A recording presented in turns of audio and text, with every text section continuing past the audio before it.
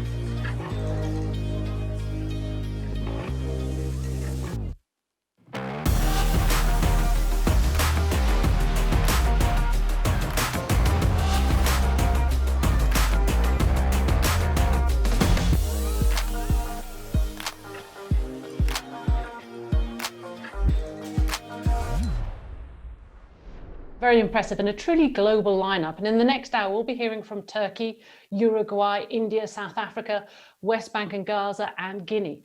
We'll hear from young people whose lives have been upended from this pandemic, and also from health workers on the front lines of the fight against COVID-19.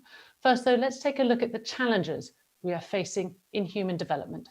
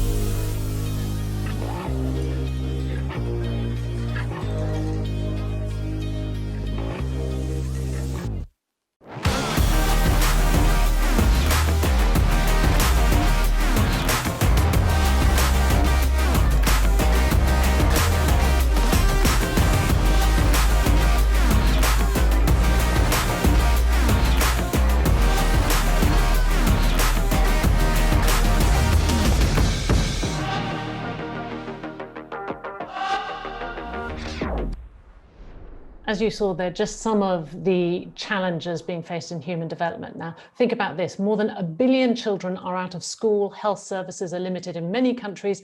Women and children are especially affected, and very often there are no social safety nets. How does the international community respond to this enormous challenge? How do we protect a generation and create a resilient and inclusive recovery?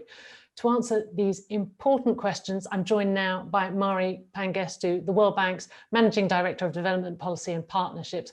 And as many of you know, Mari was a cabinet minister in Indonesia before joining the World Bank and knows just how important investing in people is for increasing equity and economic growth. Mari, if I could start by asking you about the recently released 2020 Human Capital Index. What did it tell us about the outcomes we've seen from investments in people and the possible impacts of COVID-19? Well, I think the good news coming out of the recently update of the Human Capital Index is that because we took a 10-year backward look, between 2010 and 2020, more children than ever received healthcare and attended school. And this is important because those investments in people are key to unlocking a child's potential and improving economic growth around the world. But sadly, COVID-19 threatens to wipe out many of these impressive gains and leaving a potential lost generation as countries struggle to contain virus and save lives and rebuild their economies. The World Bank is estimating that about 71 to 100 million people will go into extreme poverty, measured at the international poverty line of $1.90 a day, and that 1.6 children are out of school, and there will be a permanent loss in education and learning with trillions of dollars lost in earnings for this generation of students. So I think our challenge ahead is how do we preserve the human capital gains that have been made and prevent a reversal? So, I mean, how does the World Bank support countries as they're trying to deal with the impact of this pandemic? Well, the World Bank has been, I would say, very fast in its response to the emergency health situation. We have deployed in just the last few months a program of to 100 countries to address the immediate health impact by providing the equipment, the essential medical supplies, and so on. But beyond the health crisis, we're also looking at how do we protect lives, livelihoods, as well as human capital. So social safety nets obviously play a very important role. And we have actually ramped up our investments in cash transfers by 10 billion and it will continue to roll over for the next 12 months. And it's affecting 1.1 billion people. It's reaching 1.1 billion of the most poorest and vulnerable. And on education, we are working with 65 countries, providing technical assistance and financial support. Because, you know, as schools have closed, you have to think about how do we deploy remote learning in countries where internet access is not something which is widely available. So you actually have to be very creative in your solutions. A no-tech solution using traditional methods, whether it's TV, radio, or even a simple handphone, to low-tech and high-tech to ensure that we can have remote learning be undertaken. And how do we also address the differential impact of the crisis on different vulnerable groups, women and girls being one particular group, because 70% of healthcare workers are women. Yeah. Women are the ones that are being affected most in terms of job losses in the informal sector and service industry. They have to stay home to take care of children and family. They're also more exposed to gender-based violence. And girls are more affected in terms of the schooling and later on when schools can reopen safely, going back to school. So these, you know, we have to make sure that we are addressing the vulnerable populations in the policy responses that we have. I mean, one of the things that's been fascinating is the pandemic has exposed weaknesses and gaps in existing systems. I'm just curious, you know, how can a country's response today help address some of these enormous challenges that you've described? That's a really good question. And that's really what I think we are humbled by this experience, let's say. You know, we use our past experience from crisis and our instincts about good policy and so on. But we are all, I think, learning and adapting. I think the key is how do we, as the situation is so fluid and things are happening very quickly, how do we adapt to the situation, self-correct, and then as we are doing that, find the opportunity to build back better. And I think today we are going to be talking more about that, but let me just highlight some of the things that are coming out just as we are rolling out our programs. On social protection, these programs used to be very targeted to the extreme poor, but in this crisis, the impact is broad. So we've had to broaden the target, make it broader and scale it up.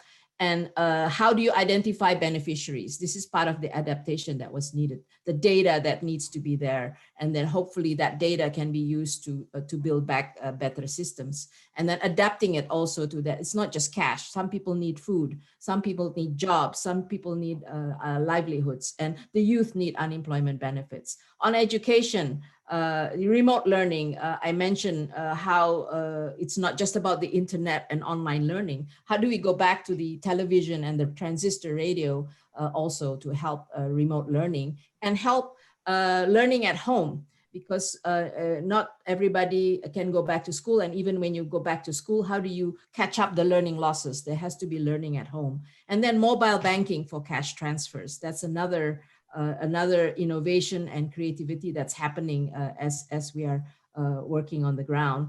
And as you are delivering health services for the pandemic, how do you make sure you don't forget about the other important health services like maternal health or children vaccination? And then as you're doing this, you have to continue to improve and strengthen the health systems.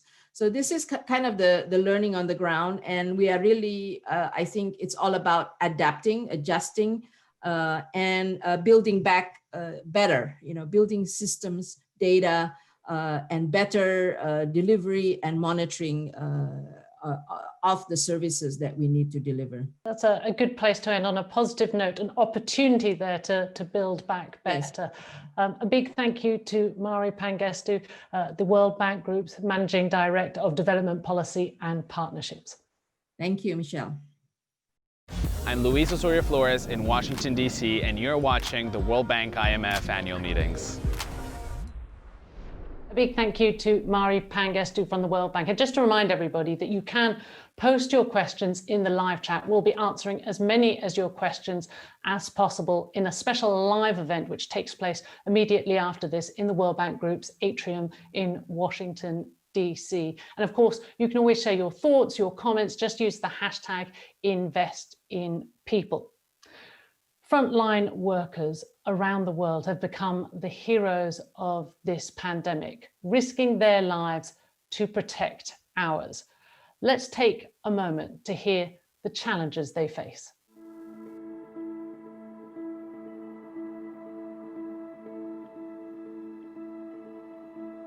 The biggest challenge for me as a caregiver for patients with COVID-19 was not seeing my family for a very long period of time. My unit has only COVID-19 patients. The biggest challenge is when I'm intubating a patient that needs ventilation support to keep breathing. I need to be really fast and really precise dealing with COVID patients, since when it comes to this, they are facing imminent risk of death. COVID-19 has brought a lot of issues in this community, Kibera.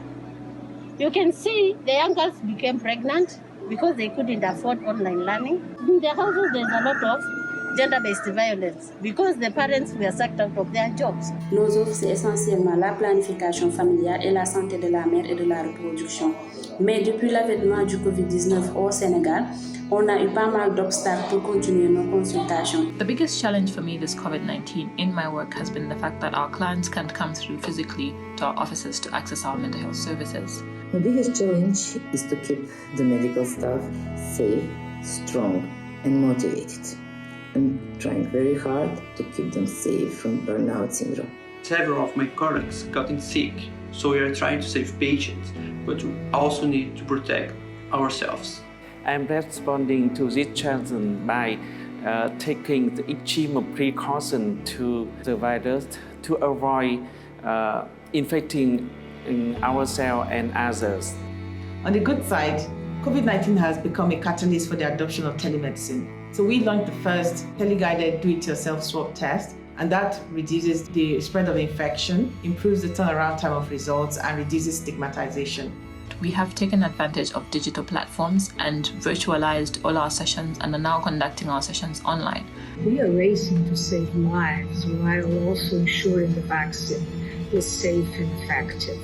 There is an enormous amount of data for me to observe every day, and I am working longer hours to ensure that we get this right at this moment. We just want to do our best and the feeling that we are doing something that matters. We just want to make them feel safe, and we provide them the care that they need. So humbling to hear those stories, and a good reminder of why the subject of this session, protecting and investing in people, is so important. Okay, so this is the point at which we want to hear from you, the audience. We're going to be running a live poll throughout this event, and we are asking this question: which of these will be most important for a resilient, inclusive recovery from COVID-19?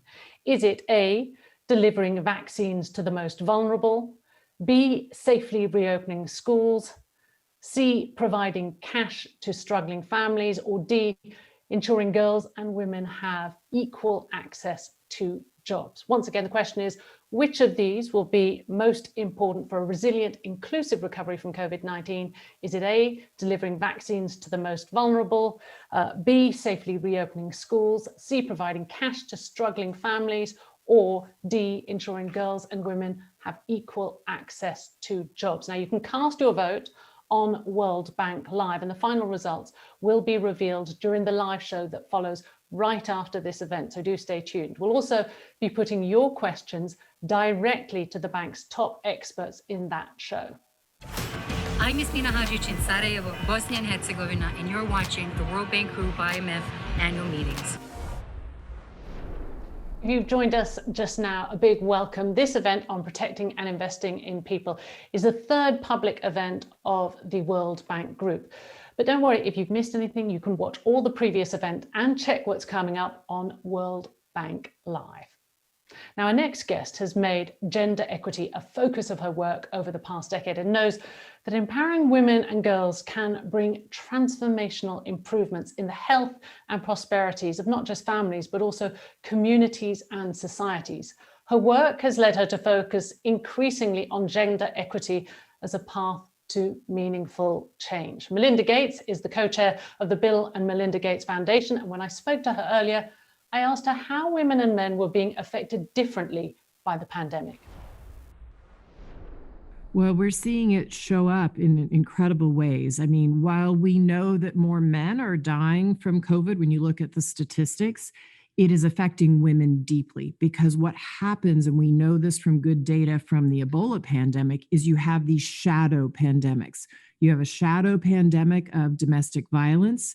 You have maternal mortality. We're already seeing it on the rise. Just like in the Ebola crisis, we lost 5,000 more women's lives than we would have otherwise because they didn't want to go in the health system because of Ebola being there.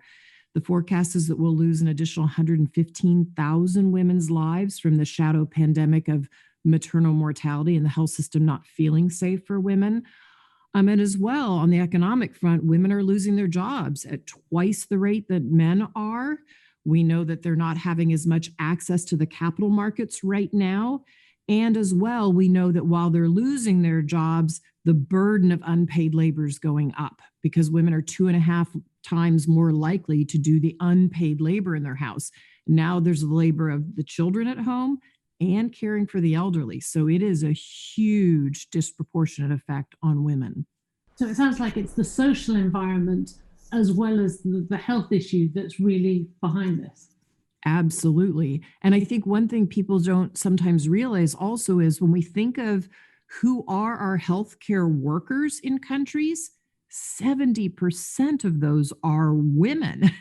So they are really at the front and center of this crisis. You said you see an opportunity for huge change. What is the risk of not doing anything, of not addressing this? If we don't put women at the front and center of this agenda, we are going to have a very, very slow recovery. We have to get global trade fully up and running again. And so it means we have to think about everybody else. We have to think about people in low-income countries, because COVID anywhere is COVID everywhere. And so if we only focused on high-income countries or high and middle-income countries, you're not going to have the supply chains we need to keep everything going. And so I think it's a risk that if we only think of ourselves and our community or our country or our state, we're not going to get this recovery up and running, get the flywheel up and running as quickly. And so we have to think about things like the World Bank thinks about what they call human capital, which is really people's health, their education, their economic opportunity, and their voice. And we're seeing citizens speak up, because remember, all of a sudden COVID is exposing these cracks in societies that we've had, these inequities.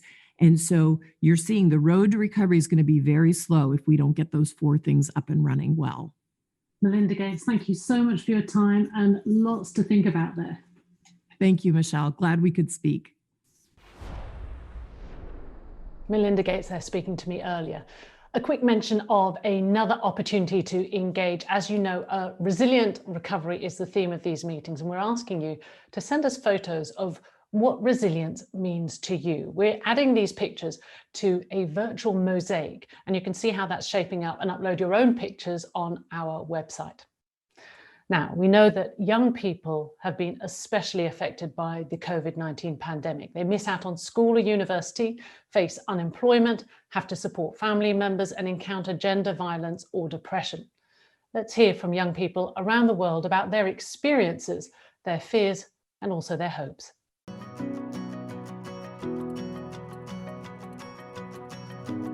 COVID-19 को संख्या हाम्रो देश नेपालमा दिन प्रतिदिन बढ्दै गएको छ। परिवारको सदस्यलाई नभेटेको महिनौ भएको छ। साथै बाह्य दैनिक क्रियाकलापहरुमा पनि ठप्प आएको छ। I'm graduating in a few months, and now the labor pool has become much more competitive than ever before. The travel ban and the travel restriction do not allow me to explore my job opportunity abroad or advance my career in the way that I want to. I'm a teacher in a private senior high school here in Ghana, and due to the pandemic, schools have been closed down for some months now.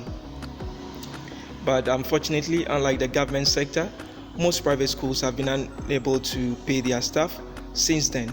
Apart from putting the health sector at risk and stress, this pandemic has brought other ramifications in other spheres of lives as well. The incidences of domestic violence in my country are on a rise. You know, we've seen gender-based violence going up, we've seen depression cases going up, and we just need the government to support us in terms of access to psychosocial support, access to cash transfers, access to food distributions. A resilient recovery will only come if countries invest heavily in the health sector. And this also is the area where youth can play a key role through innovation. I believe in two things, unity and strategy. We Peruvians are strong, resilient, and enthusiastic people. We will overcome this. Just make we continue, look out for each other, and help each other. It's amazing to see all those young people who live around the world, and yet the challenges they face are similar. I'm Ian in Hanoi, Vietnam, and you're watching the World Bank Group IMF annual meeting. Well, let's move now to Africa, where COVID-19 continues to take hold across the continent, and the situation is evolving quickly. The pandemic is taking a toll on lives and economies, pushing the region into its first recession in 25 years. President Ramaphosa of South Africa, also currently chairperson of the African Union, sent us this message for a more inclusive and resilient recovery. Leaders of the World Bank Group, Excellencies, ladies and gentlemen, the coronavirus pandemic is having a deep and profound impact on the world. It has devastated livelihoods and economies and set back our ability to meet the aspirations of the 2030 Agenda for Sustainable Development. For countries with low levels of development, the situation is particularly dire.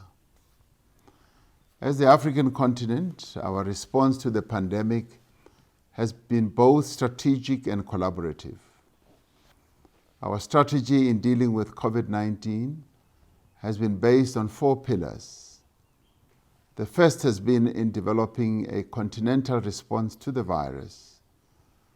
This has been led by the Africa Centers for Disease Control and Prevention, which in collaboration with the WHO has advised African countries on various disease control measures and protocols. The second has been in raising resources through the African Union's COVID-19 Response Fund. The third pillar has been in setting up a continental platform for the acquisition and distribution of diagnostic and therapeutic supplies to countries in need through the Africa Medical Supplies Platform. The fourth pillar has been the appointment of special envoys to engage with the international community to mobilize the financial support that African countries need. Firstly, to ensure an effective public health response to the pandemic, and secondly, to enable their economies to recover. As a country, South Africa's response has sought to save lives and protect livelihoods. While we acted swiftly to implement a nationwide lockdown which delayed the surge in infections, we also put in place significant economic and social relief measures to protect businesses, workers, and households. We introduced measures to support the poorest households and small businesses. Nevertheless, the financial fallout of the pandemic will be severe, not just for South Africa, but the entire continent. Countries will struggle to meet their obligations to their people, with critical resources having been diverted to fighting the pandemic. We are continuing to call for a comprehensive economic stimulus to assist African countries to mitigate the effects of the pandemic.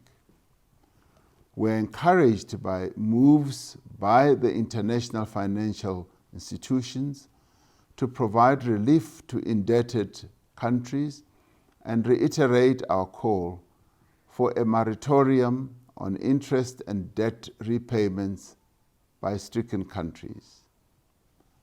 This will afford African countries the fiscal space we sorely need to rebuild our societies and our economies. For every African man, woman, and child to realize their full potential, we have to continue to invest in poverty eradication, in education, and in improving health outcomes. The pandemic has once again brought to the fore the importance and necessity of universal healthcare coverage.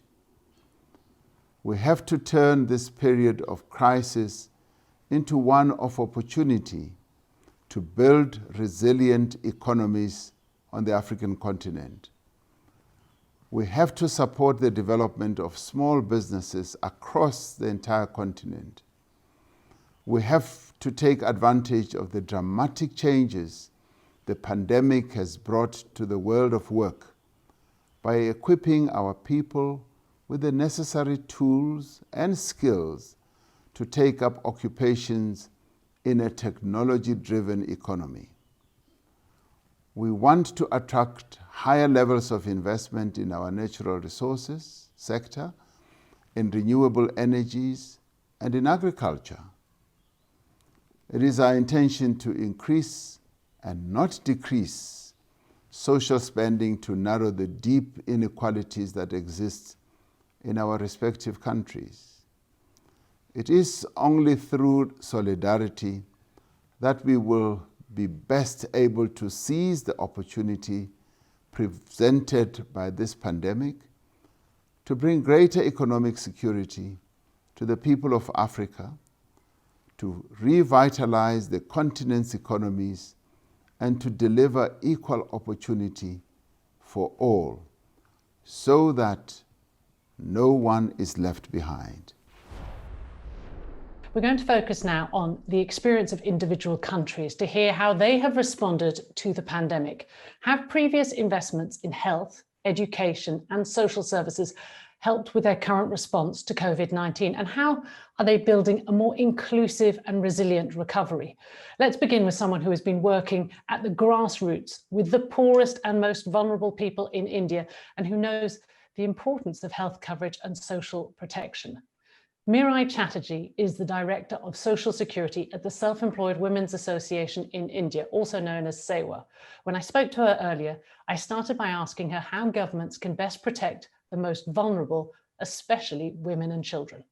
Well, first of all, governments like mine, India, need to invest much more in public health, particularly primary health care. Unfortunately, we have underinvested for years, and therefore, during the COVID crisis, we've had a pretty tough time, I must say. Second, I think we need to invest in frontline health workers, particularly women. Women frontline health workers through the pandemic in India have shown yet again that they are second to none. They're ready to take risk. They're inclusive. They are local. They know what people need. They make sure no one is left behind, particularly the most vulnerable like women and children. So invest in frontline health workers, particularly women, and of course, other health workers.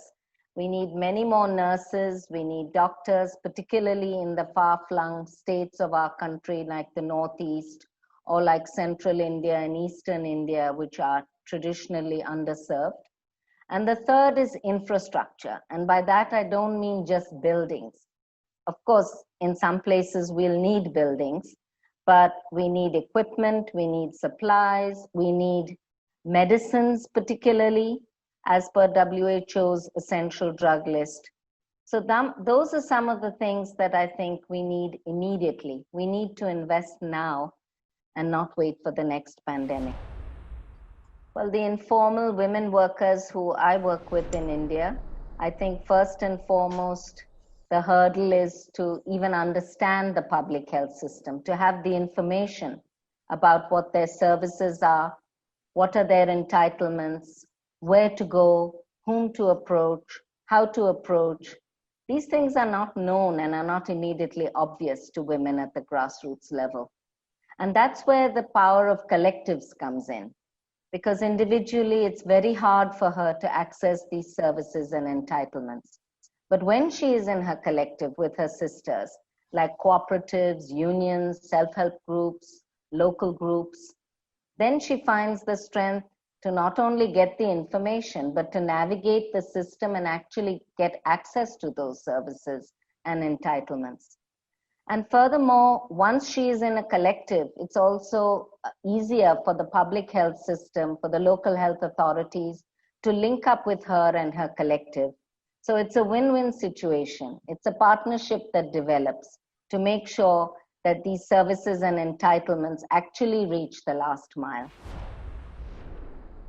And we're going to pick up on some of Mirai Chatterjee's thoughts there with our next panel in just a minute. But quickly, a reminder that there are more events to come in these World Bank Group annual meetings, and you can find the full schedule on the World Bank live pages. Also, join the conversation using the hashtag #ResilientRecovery. Now, let's take some of those ideas on how to protect and invest in people and discuss them with our next 4 guests. Abhijit Banerjee is one of the winners of last year's Nobel Prize for Economics. We are also joined by senior government leaders from 3 countries. Azucena Arbeleche is Minister of Economy and Finance for Uruguay. Riha Denamach is the Deputy Minister of Education for Turkey, and Dr. Maya Al-Khaila is the Minister of Health for West Bank and Gaza. Thank you very much all for joining us today. Professor Banerjee, if I could start with you. Your work has focused on the best ways to alleviate global poverty. What investments should countries make for greater equity and economic growth? If you could give it to us in 3 top recommendations. Yeah, I'm going to, that's $1 million question, and that's sort of half of my life's work. You want it in 3 minutes. I'll kind of pick up the things that I think this COVID episode has highlighted as a way to just cut through the million options.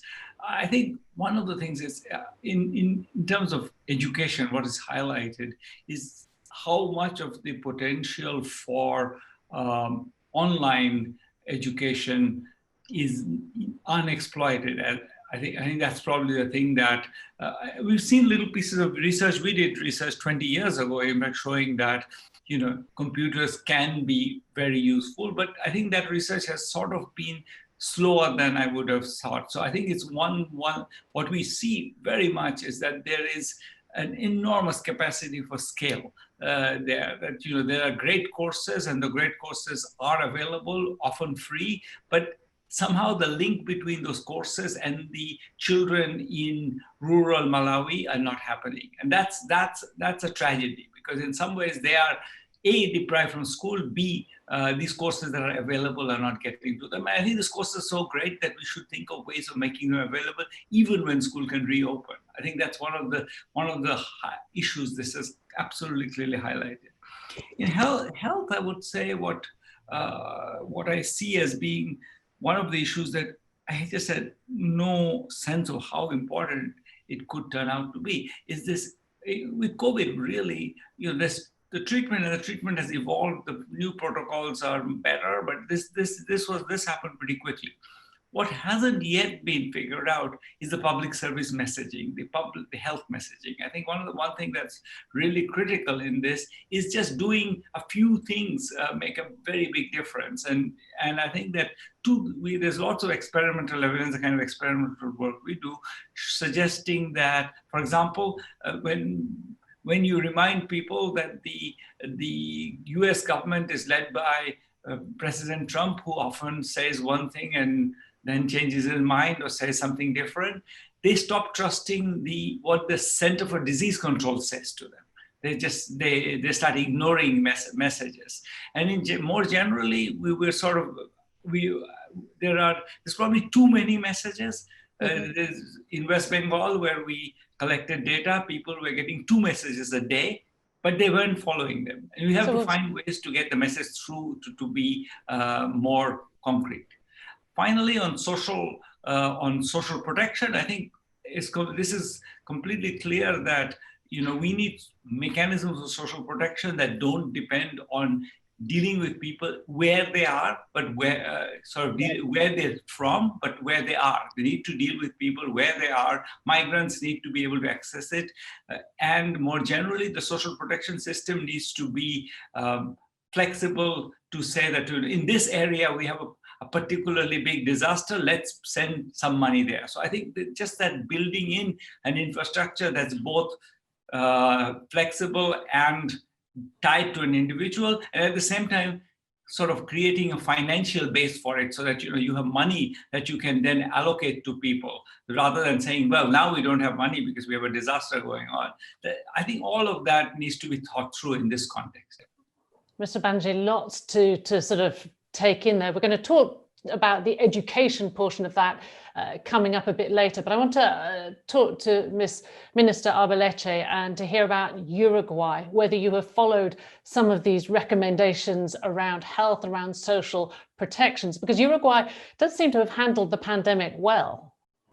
Thank you. First of all, I would like to thank the World Bank for this invitation and for the chance to present to this distinguished panel the case of Uruguay, a small but brave country in South America that, yes, has been performing well in this global fight against the COVID-19 pandemic so far, of course.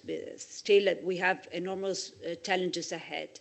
So Uruguay is a country with a population of almost 3.5 million inhabitants. The first case of coronavirus occurred in mid-March. So far, at the end of September, there have been around 2,000 confirmations of persons with the virus and 47 deaths. Nowadays, there are only 2 patients in ICU, with 200 persons still recovering outside hospitals, mainly in their homes. These numbers result from a current rate of testing of more than 600 per 1 million inhabitants. But more importantly, 6 positives every 1,000 tests. Of course, it's always possible to improve the detection of new cases, The analysis of the whole group of indications so far allows us to declare that the pandemic is under control right now in Uruguay. So how did we handle this?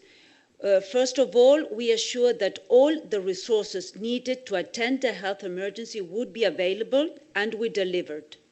We also implemented a large number of social assistance measures that played an important role in serving the most vulnerable population. Finally, we ensure the necessary measures to deal with liquidity problems that companies will go through in the face of a shock. This shock we knew would be temporary but intense, so that the liquidity problem didn't change into a solvency problem. Since the beginning of the pandemic, the government was very clear to decide not to enforce a countrywide lockdown or a mandatory house confinement. Rather, it trusted citizens to adhere to voluntary social distancing and following hygiene protocols. We appealed to what we called individual freedom with social responsibility. In parallel, the government took early and decisive action and sealed off land borders, closed air traffic except to chartered repatriation flights, suspended all public events and in-person school classes, limited visits to nursing homes, and encouraged citizens to stay home and telework. There has been an effective coordinated response between public and private sector and the scientific community, strengthening the healthcare system and facilities, and carrying out an extensive randomized testing and community tracing in outbreak areas, such as the border with Brazil, which has been quite a trouble for us, and nursing homes. The government developed a roadmap for reopening of the different activities in consultation always with scientific experts and private sector representatives. In summary, I would say Uruguay has established successful management of the crisis, combining freedom with responsibility, scientific knowledge with political leadership, and a powerful combination of health, social, and economic measures based on our traditional strengths. So it sounds like policy guided by science and a clear messaging of that. But obviously the options open to Uruguay, not necessarily available in other parts of the world. Dr. Al-Khailo, if I could bring you in here. You are the health minister from Gaza and West Bank, and you probably, I would imagine, see a very different reality given the fragile context. That being said, West Bank and Gaza actually have shown significant progress in providing health and social services over the past years. Can you tell us what particular challenges West Bank and Gaza are facing during COVID-19? How are you addressing them? Good afternoon, everybody. I am honored to be with you, this high level of professionals from the whole globe. And I'm really appreciating that you involve Palestine in such an important session. Indeedly, in Palestine, we have different atmosphere and different... indeedly, in Palestine, we have, of course, we are different than any other country and from Uruguay, especially that you know that we have a political and financial crisis these days, and appreciating that the World Bank Group have invited us and looking for the COVID pandemic. I can say that in March, we started the first cases in Palestine. However, we have until now in West Bank, Gaza, and East Jerusalem, around 50,000 cases, which was diagnosed. We have the rate of recovery is 81%.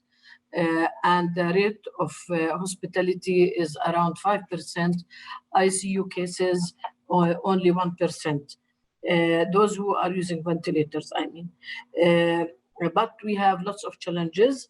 Out of these challenges, the first of all, it was a challenge. How can we prevent the spread of the coronavirus in the Palestinian community, and for such we have responded rapidly, and starting from the presidency, where they also, as in Uruguay, there was a very early decision to close the country, whether it's education or public events or schools, and it was running this for 1.5 months, which helped us a lot to prevent the spread of the virus.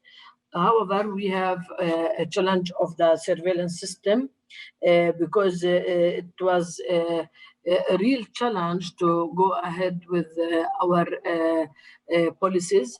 Therefore, the remedies that was taken is to have different levels of committees that can control all the policies that was taken by the government cabinet. And in this case, we have done what's called COVID emergency hire committee, which involved the 6 ministries: Ministry of Health, Ministry of Economy, Ministry of Foreign Affairs, Ministry of Internal Affairs, Ministry of Agriculture, and the Ministry of Local Affairs, and Ministry of Labor. And also representative of the governorate and representative of the private sector, and it was all headed by the Prime Minister. And out of this, there was different committees at the level of the community, at the governorate and communities. And this helped us a lot because at least we could have our information from the ground, where we could have taken our decision when to lock, when to open areas, what we should do on the economic and in the economic status of Palestine, especially that we are passing through an economical crisis. So that coordination was key. Yes, it was a key issue, the coordination. Right. Not only among the government, but among the government, private sector, and civil society. And there was a real, very good coordination and very good cooperation. And this helped us to decrease, according to WHO study that was done last August. Sorry to interrupt you, Minister. I just wanted to move on and pick up on that point you talked about coordination. One thing we haven't touched on yet, but everyone has mentioned, is education, and that seems to be so key, schooling. I want to turn to the experience of Turkey. Minister Denemat, you are the Deputy Minister of Education in Turkey. You have provided distance learning to more than 18 million students, involving 1 million teachers during school closing. How did you do this? What were the lessons you learned? Thank you, Michelle. I would like to extend my regards to all of you. First of all, believing the importance of the sharing measures, I would like to thank you for organizing this crucial meeting, for inviting us and providing the opportunity to exchange our experience, and also internationally, and also enable us to learn mutually. Let me say something about what we did. Is in many other countries, face-to-face learning was discontinued last March in Turkey. We were able to give a quick response to compensate for the negative educational effects of the pandemic. We were able to do, since Ministry already had an online platform. Only 1 week after the closure of schools, we started distance education on our national TV channel.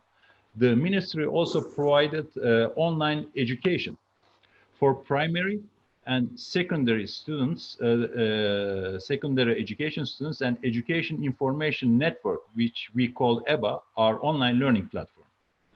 The lessons learned in this process could be summarized as it is critical to reaching all students, and thus all necessary measures must be taken in this respect. Our ministry established 1,420 EBA support points to reach the students who cannot participate in remote education from their home. Furthermore, the GSM operators in Turkey are providing access EBA content free of charge for their users in order to avoid any internet quota problem. It is very important. The other important issue is to take the necessary measures for students with the special education needs. This remote education program has considered the needs of hearing impaired, visually impaired, and psychologically and mentally challenged students. They are also, in this program.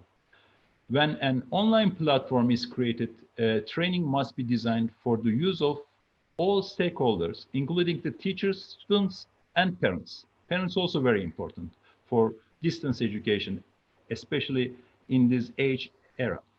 Our minister provided supports and maintaining for teachers and all different branches for both public and private schools. These are the things, I would like to say about, what we did for our 18 million students and 1 million teachers in our huge education system. Dr. Banerjee, Mr. Banerjee, I saw you nodding there when Deputy Minister Denimach was speaking.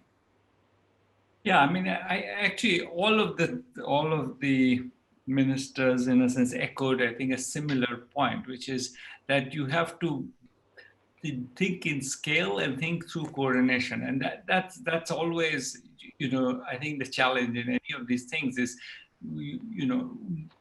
you don't really usually start from a situation where you have the mechanisms available. So how do you pivot a big ship on a dime very quickly? And that's a challenge, and that's why coordination is a word that keeps coming back.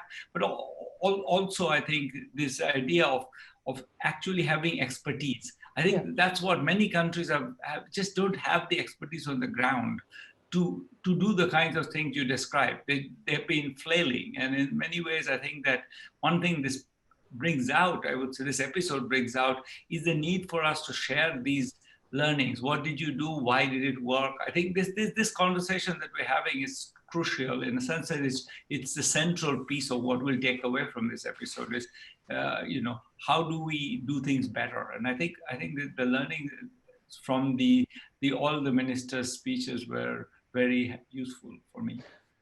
There's a lot to get through and not enough time, as always. But Minister Abelece, a quick question.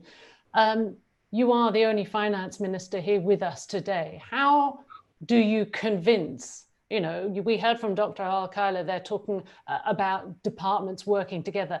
How do you convince or make the case to get budgets approved at a time when they are effectively constrained in part because of the pandemic?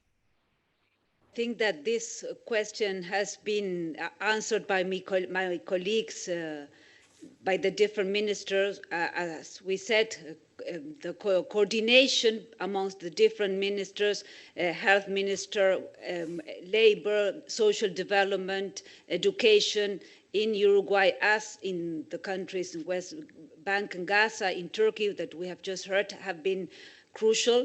The coordination between the private sector and the public sector also, and the coordination with the scientific community has been, in the case of Uruguay, has been, I think, key to the way the pandemic has been managed. And yes, we did present during the pandemic our budget law for the next year with a different focus, not looking at improving the fiscal accounts. That was what we wanted to do when we first came in office in March of this year. But 10 days after that, we heard about the COVID cases in Uruguay. So the focus changed completely, and we allocated all the resources into facing this pandemic. So are you saying that people around you understand the importance of investing in people at the moment? Absolutely, yes. And I think it has been the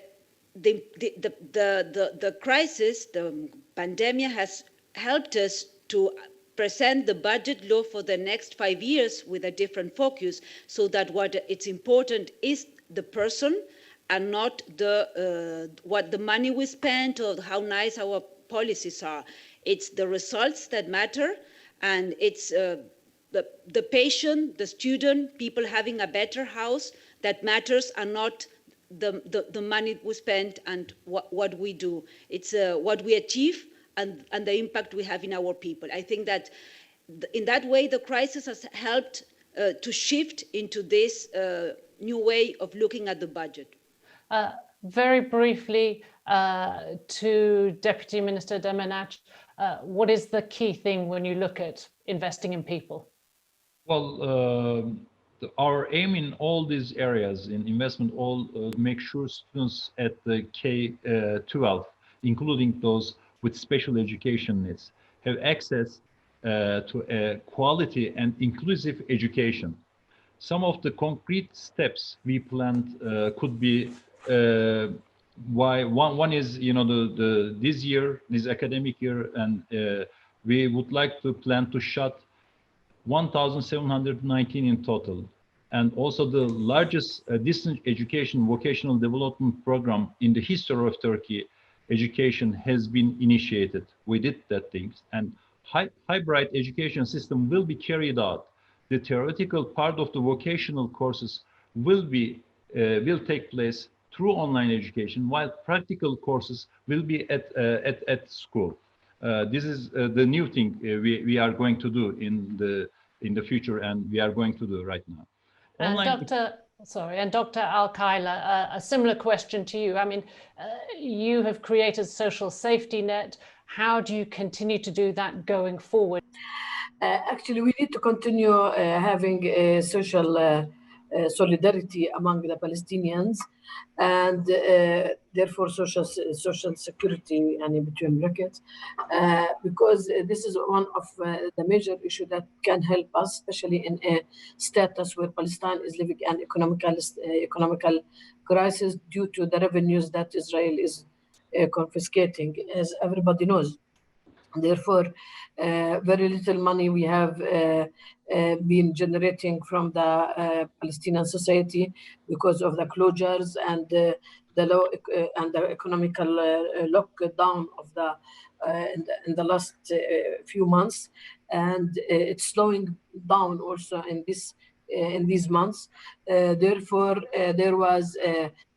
We have mobilized women groups and the local governance as municipalities, women groups, and also volunteers to work with us on different issues.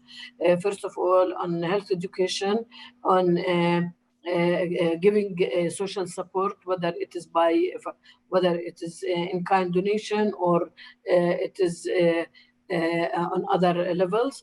As well, we mobilize the Palestinians in the diaspora, and they send for us real donations that could help us, especially to support those families who are in the quarantines. Sorry to cut you off there, Dr. Al-Khaila. We are running out of time, but I want to thank you very much, and also for bringing up the question of gender. This has been a very rich discussion, clearly a lot more to be discussed. We've had a glimpse at what different countries are doing to protect and invest in people, from the long-term investments that pay off when a crisis hits to the policies that accelerate during a crisis. So I want to say a big thank you to all my guests for being here, and I wish we had more time because clearly lots more to say on this.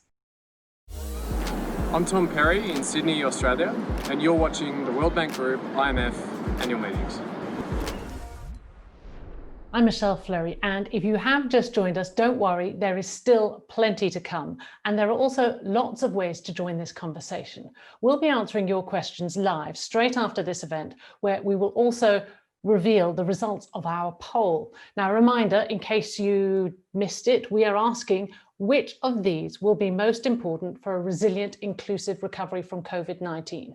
Is it A, delivering vaccines to the most vulnerable, B, safely reopening schools, C, providing cash to struggling families, or D, ensuring girls and women have equal access to jobs?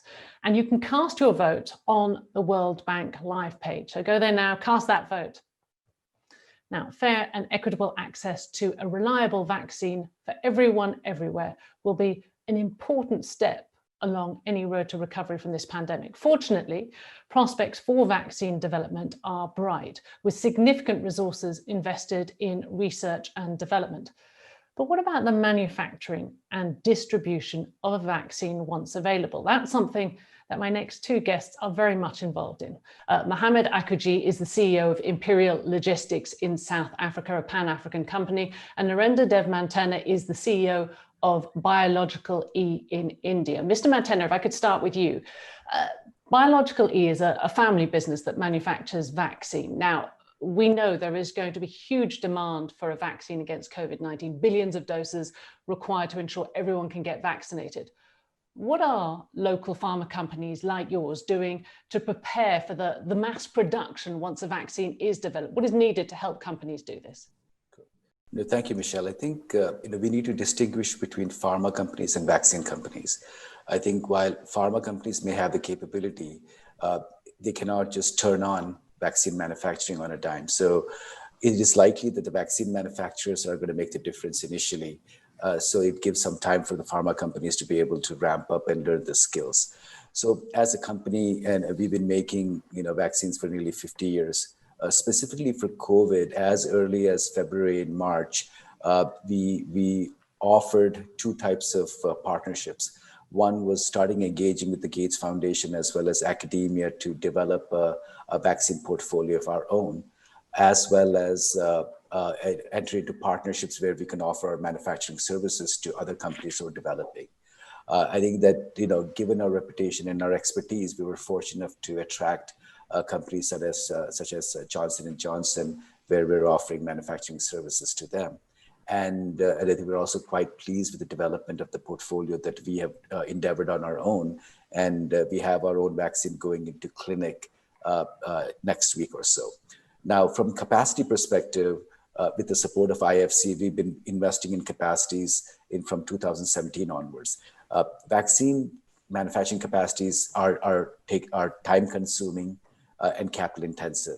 So fortunately, we've had some facilities that we started investing 2 years back that we are leveraging now for COVID vaccine manufacturing. If everything goes well, I think by middle of next year, we hope to be able to make about 150 million doses per month, of our own and of our partners. So that's what we're doing from a manufacturing side. The second thing is, it's difficult to predict which vaccine will succeed. So we, as a company, we decided to, through partnerships and our own development, develop a portfolio of vaccines so that so we have 4 vaccines in various stages of development. So hopefully, if 1 or 2 succeed, we'll still be able to give the large volumes what is necessary, not only for India, but the rest of the world. So a lot of foresight involved. Mr. Akuji, you're the CEO of a Pan-African logistics company, distribute drugs, vaccines, other medical supplies. Once there are enough vaccine companies like Mr. Mantena's are producing them, it's your job to get them to the people who need them. From where you stand, what is needed to ensure the distribution of a COVID-19 vaccine to every person in the country? And how important are effective health systems? And what do you do if they aren't available? Thanks, Michelle. Yeah, look, I think it comes down to exactly like you say, access and affordability. I think on the affordability side, we're going to need support from organizations like the IFC and the World Bank and the various donor organizations to support Africa in terms of funding for these vaccines.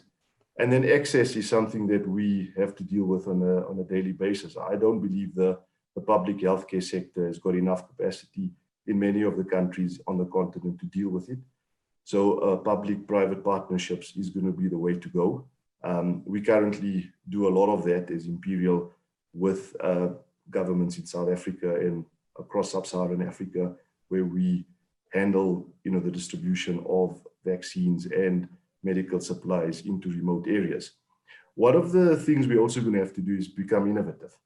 I think the traditional channels in terms of getting vaccines and pharmaceutical products to Africa is not just about COVID. I think it's a broader issue. One of the things we have done is setting up modular clinics in rural areas where you set up a network of these modular clinics that can be used as points of healthcare. And we really want to invest in that and expand that on the continent, because once COVID is over, then we can use those primary healthcare facilities for further medical needs for the many countries.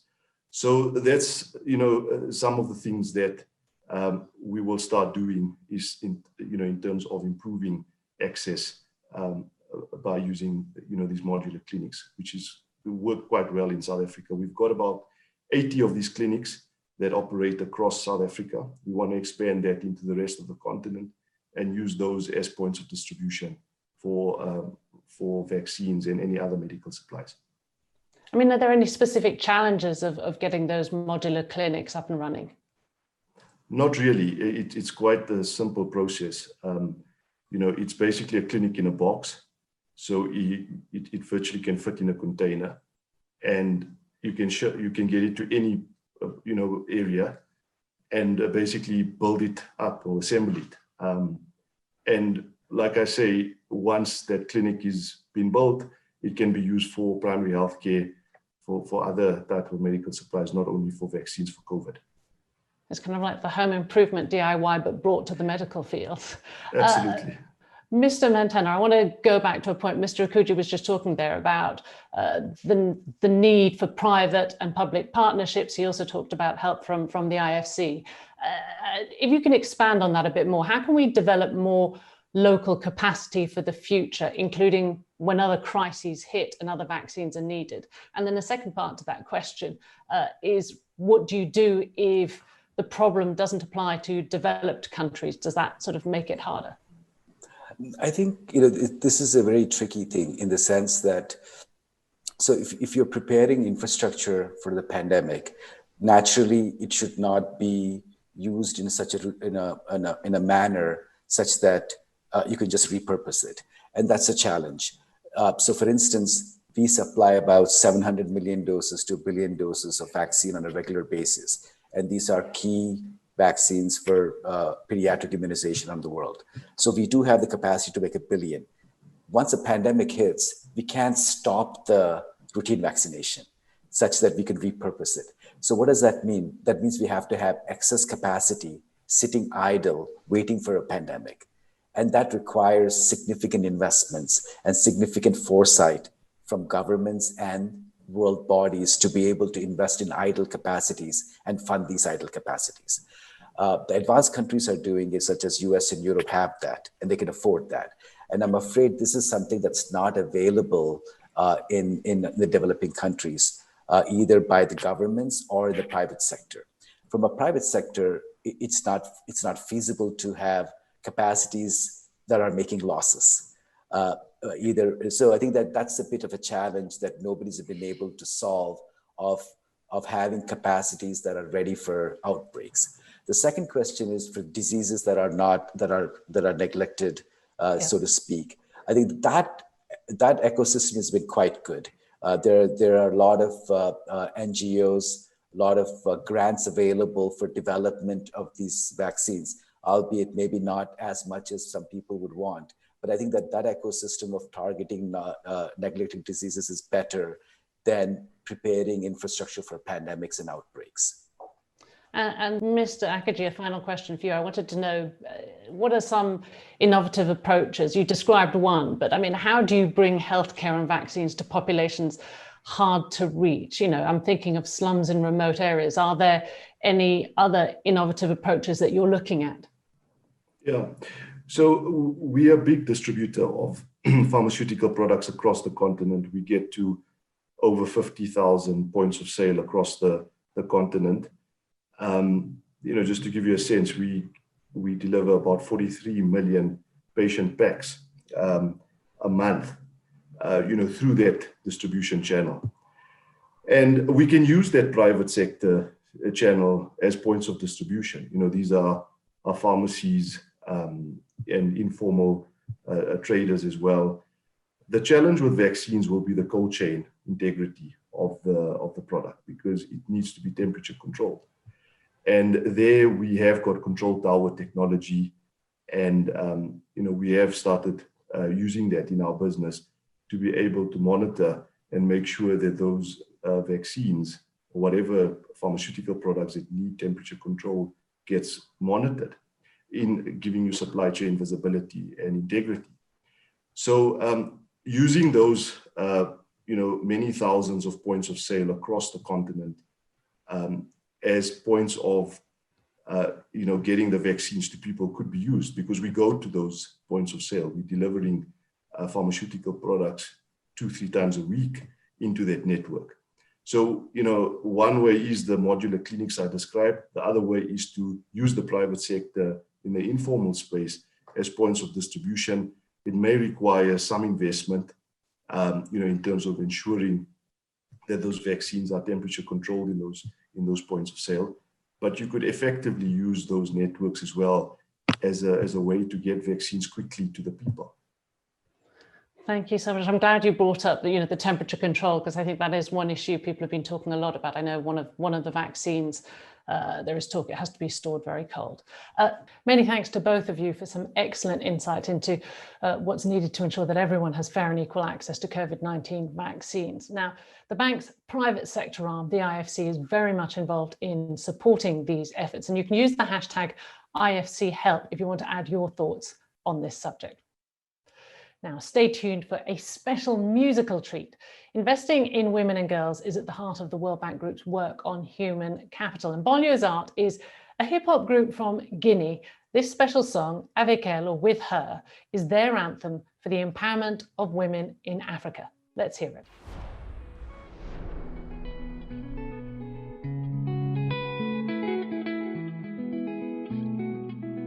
Nous ne voulons plus être mariés et mineurs, nous voulons nous-mêmes choisir nos maris et être propriétaires de nos terres. Nous voulons être respectés et être décideurs, ne plus être intimidés, violés. Nous voulons aller à l'école, c'est décidé, franchir les étapes et faire part de nos idées. Jamais plus jamais excisés ou être exploités.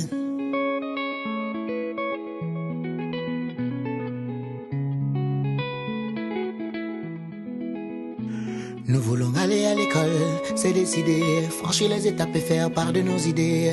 Jamais plus jamais excisés ou être exploités. Nene aïe, nene aïe, nene aïe, nene aïe, aïe, nene aïe.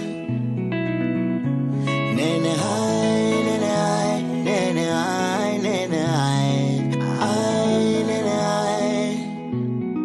Dinera. Manigine garamane dinera, ebere garamane dinera, digine garamane dinera, ayo dinera, ebere garamane dinera, digine garamane dinera, ebere garamane dinera. Si c'est vrai qu'elle est l'humanité, faut plus la soumettre en vérité. Dans les mains d'une femme préparée, le monde pourrait mieux se porter.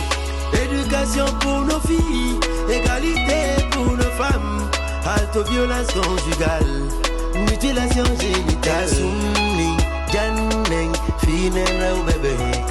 Si be jangi have body, bedang koto lay de day.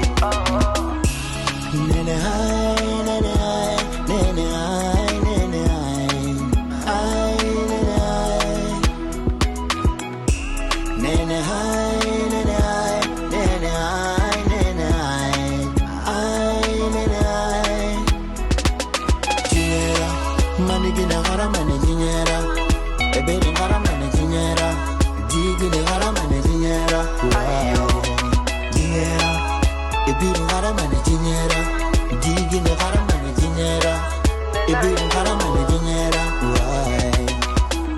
Plus de 200 millions de femmes et de filles ayant subi une mutilation génitale, dont près de la moitié vivent en Afrique.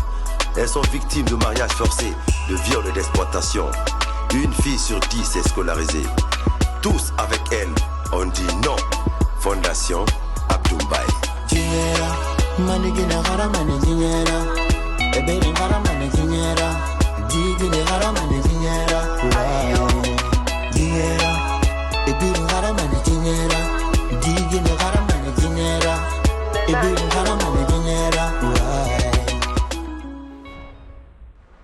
I'm Michelle Fleury. It's been a pleasure spending the past hour with you. And now let me return to Paul Blake in the atrium of the World Bank Group's headquarters in Washington, DC.